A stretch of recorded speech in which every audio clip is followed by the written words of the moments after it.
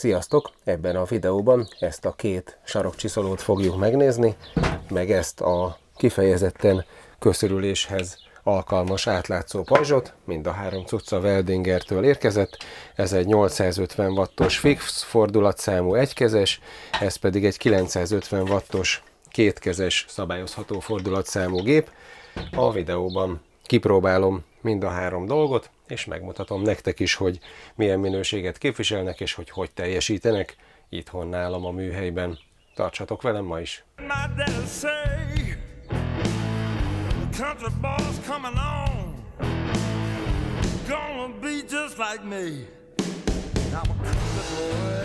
A plazmavágót most félreteszem, az majd egy következő videó tárgya lesz. Most nézzük meg ezt a másik csomagot, hogy mi van benne. Hát van benne egyszer a plazmavágóhoz egy ilyen tartozékkészlet, de most ezt is félreteszem. Van benne egy ilyen köszörűs pajzs. Ez ugye arra a célra szolgál, hogyha sarokcsiszolózol vagy köszörűvel dolgozol, akkor ne kelljen felvenni a nagyobb, nehezebb és ugye ennél a teljes látómezőnél kisebb látómezőt biztosító hegesztőpajzsot, hanem legyen egy külön, amiben jól lehet sarokcsiszolózni. Amúgy egy kicsit látszik, hogy párásodik, mert így a teljes felületen ugye ilyen átlátszó. Ezt ki fogom próbálni, és ezt is meg fogjuk nézni, hogy milyen a használatban. Nekem direkt ilyen köszörűs pajzsom még nem volt. És a másik két cucc pedig ugye bár a két sarokcsiszoló. Gyorsan nézzük először, látod, hogy a két doboz között van egy kis méretbeli különbség. Nézzük először a kisebbiket. Ez egyébként azt mondja 850 wattos, egykezes, 125 mm-es korongot vagy annál kisebb korongot fogadni képes, 5 méteres kábellel rendelkező 10 000-es fordulatszámú, nem állítható, hanem fix 10 000-es fordulatszámú gép. Ennyi a technikai adatokról. Alapból már látszik, hogy van hozzá egy korong, egy ilyen 125 millis ilyen köszörülő nagyoló korong. Ez benne van a csomagban. Hát ugye azért ez is jó, a sok géphez nem adnak, és egy ilyen korong is, mit tudom én, 5-6-800 forint, attól függ, hogy milyen márkából veszed, vagy annál jóval több is lehet. Van hozzá egy használati útmutató, van hozzá a csomagban egy pár pótszénkefe, és akkor itt van maga a gép, egy 5 méter hosszú kábele van. Ez egyébként nagyon jó, mert nekem van hasonló teljesítményű ilyen kicsi egykezes gépen más márkából, és annak jóval rövidebb a kábele, és azért azzal jóval macerásabb dolgozni. Tehát azért egy 5 méter kábel, az már nagyon sok mindenre elég, a műhelyen belül mindenre, de hogyha itt a műhelyben bedugom, akkor a kint felállított munkapadon is kényelmesen tudok vele dolgozni. Ez jó dolog, ilyen viszonylag puha gumírozott kábele van, ez tök jó. És akkor itt van maga a gép. Hát szerintem így az ilyen egykezes gépekhez képest ilyen átlagos méretű, meg átlagos súlyú. A kapcsolója teljesen kézre áll, és amint látod, így egy kézzel könnyen működtethető, és akkor van még a készletben egy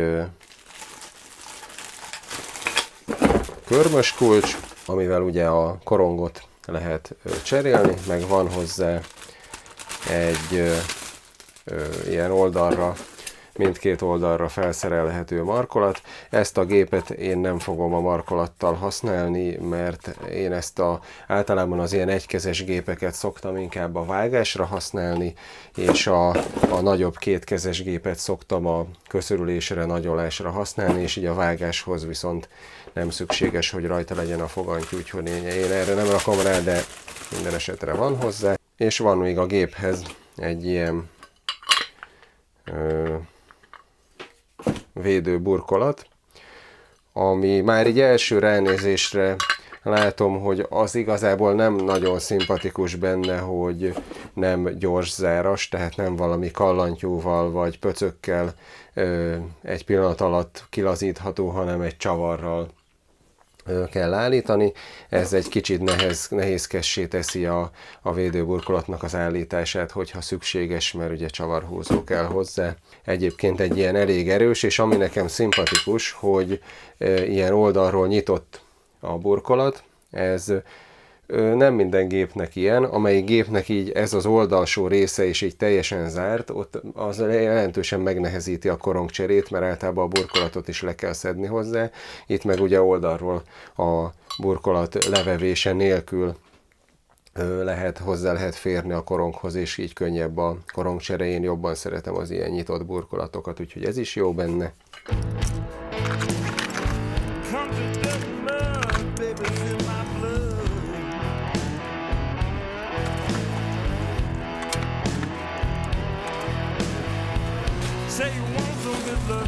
Itt a gép hátulján van egy ilyen tengelyrögzítő gomb, ezt benyomva ugye a tengelyt lefixelja, és akkor ilyenkor korongcserénél könnyen le lehet csavarni, meg lehet húzni a szorítóanyát. Egy ilyen Parkside vágókorongot fogok használni. Olvastam másoknál, vagy hozzászólásokban is egészen rossz véleményeket erről a vágókorongról, de igazság szerint annyival olcsóbb, mint bármilyen más márkájú vágókorong, és annyival szerintem nem rosszabb, mint amennyivel olcsóbb, úgyhogy én ilyet szoktam venni, és igazából egész jól lehet vele vágni. Ilyenkor egy picit nem kell nagyon meghúzni, éppen csak egy kicsit érdemes ráhúzni ezt az anyát, mert utána úgy van a forgás iránya a gépnek a menethez képest, hogy tulajdonképpen ráfelé szorítja, amikor elindul, tehát az első használat után úgyis a kellő mértékben tulajdonképpen önmagától meghúzódik az anya. Na, úgyhogy akkor ezt menetkészre raktuk, és akkor most megnézzük, előszedem gyorsan a nagyobbik gépet is, és akkor aztán majd egyszerre kipróbáljuk őket.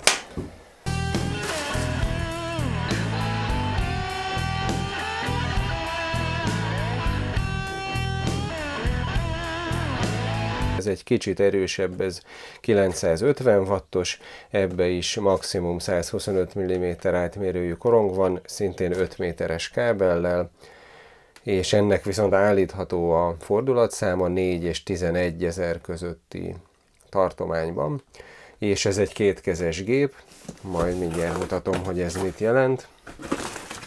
Ehhez is ugyanúgy van egy ilyen nagyoló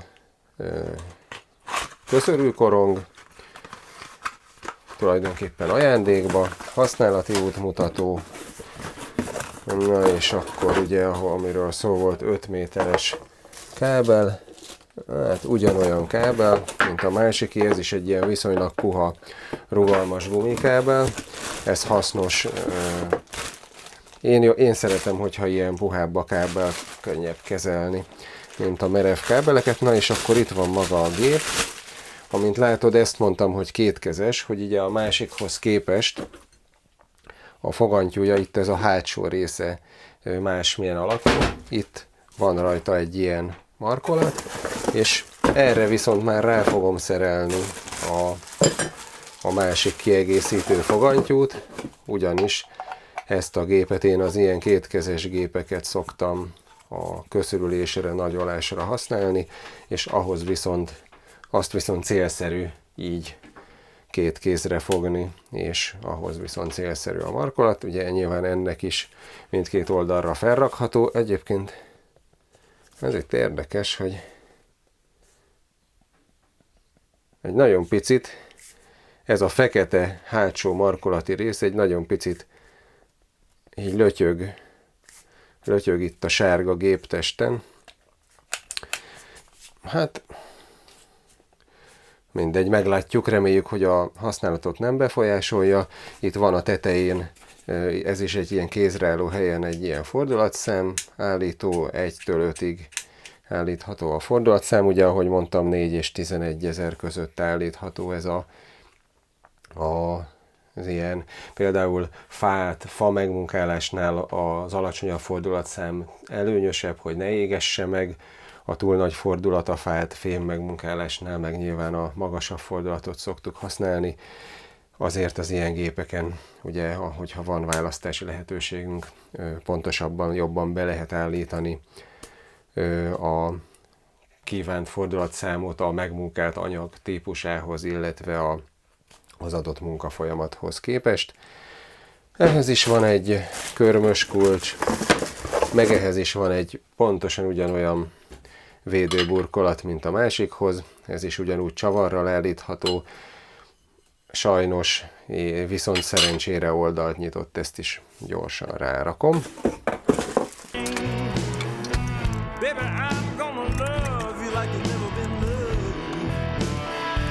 Ja, és azt nem mondtam, hogy ehhez is ugye ugyanúgy van tartalék szénkefe, hogyha elkopna, az élettartamot azért meghosszabbítja egy gépnél, hogyha a szénkefét tudod cserélni, és mivel ezt a köszörülésre, nagyolásra szoktam az ilyen kétkezes gépeket használni, ebbe bele is rakjuk a hozzá gyárilag kapott, szintén Weldinger márkájú nagyoló korongot. Ennek is ugyanígy van egy ilyen tengelyrögzítő gombja.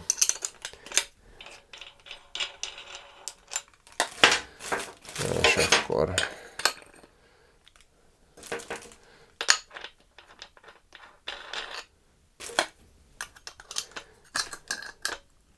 méretre, meg súlyra nagyon szimpatikus, kézre álló, jó fogású a nyomógombok is jó helyen vannak. Az egyébként szerintem egy kis hátrány, hogy ugye látod, itt van ez a biztonsági gomb, tehát a működtető gombot csak akkor lehet benyomni, hogyha ezt az oldalsó gombot előtte benyomod. Viszont balkezes használathoz nem előnyös a gép, annak ellenére, hogy ide balkézhez is be lehetne tenni ezt a kiegészítő fogantyút. Viszont ez az oldalsó nyomógomb csak itt bal oldalon van, tehát amikor jobb kézzel fogod, akkor tudod a hüvelykujjaddal benyomni. Hogyha fordítva fognám, bal kézzel fognám és így használnám, akkor ugye ezt az oldalsó gombot, nem tudom, ugye ezen az oldalon nincs, és ezen az oldalon meg hát így a mutatóujjammal egy kicsit kényelmetlen használni, úgyhogy erre nem gondoltak, hogy balkezes használathoz is. Mert most nézd meg. Itt van például ez a DeWalt gép, oké, hogy ez egy más árkategória, de ennek egészen más, hogy van megoldva ez a biztonsági kapcsolója. Itt van ez a kis pöcök, amit így először benyomsz, és utána nyomodik be, és ez tulajdonképpen teljesen mindegy, hogy melyik kézzel fogod, ugye ugyanolyan könnyű használni, tehát balkezeseknek is ugyanolyan könnyen használható. Na és ahogy mondtam, itt van még ez a szintén Weldinger márkájú ilyen köszörűs pajzs, hát ez egy nagyon egyszerű cucc, egy ugyanolyan fejkosár, mint a hegesztőpajzsoknak szokott, itt hátul gumírozott, és akkor itt állítható, a fejre rászorítható ugyanaz a mechanizmus, mint a hegesztőpajzsoké. Gyakorlatilag ebbe az első magában a pajzs részében különbözik, ez egy teljesen egy anyagból készült, egy darabból készült átlátszó polikarbonát pajzs. Ennek az előnye a köszörülés esetében egyrészt az, hogy ugye mivel teljes mértékben átlátszó, így a látómező nem csak egy szűk, a hegesztő pajzs látómezejének megfelelő, hanem tulajdonképpen teljes. Másrészt azáltal, hogy ez egy ilyen vékony polikarbonát, az egész egyébként a leírása alapján ütésálló, tehát elvileg ki kell bírni az esetlegesen kirepülő kisebb részecskéket, fémdarabkákat, vagy egyéb részecskéket, hiszen az a feladata, hogy megvédje az arcodat meg a szemedet köszörülés közben. Viszont mégis jóval könnyebb, mint egy hegesztőpajzs, ebből adódóan kényelmesebb viselet. Így első ránézésre talán annyi hátrányát tudnék mondani, hogy már szállítás során ugyanebben a nejlonban volt, gondolom, ez a gyári csomagolása, de egy nagyon picit ilyen hajszálkarcos lett már a szállítás során a felülete, de igazából ez a rajta való kilátást nem befolyásolja, mindjárt ki is fogjuk próbálni a gépekkel együtt.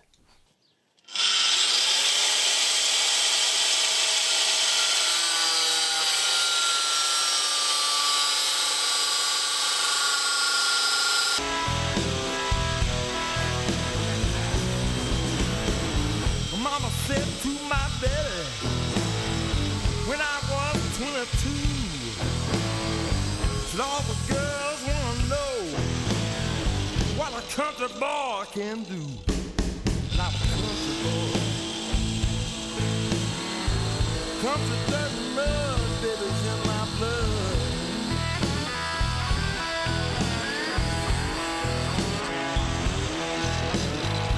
Say you want real good loving, baby, I'm gonna love you like I've never been loved.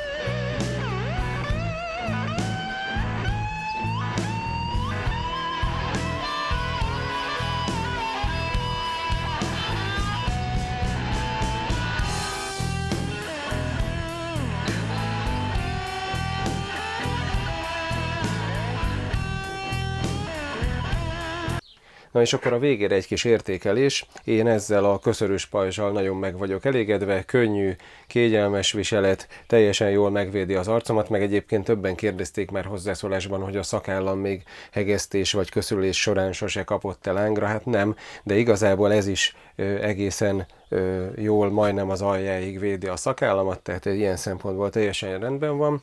Egyébként 5000 forint most ennek az ára, szerintem annyit megér, mert hát igazából egy olcsó hegesztő pajzs is ennek a háromszorosa mondjuk nagyjából, tehát hogyha tényleg köszörülésre kell, akkor külön akár érdemes egy ilyet beszerezni, mert tényleg mindent látsz, nagyon könnyű, és ami még nagyon tetszik benne, azt meg is mutatom, hogy ha felveszed a fejedre, akkor úgy van itt oldalt kiképezve, hogy a fültok tökéletesen elfér.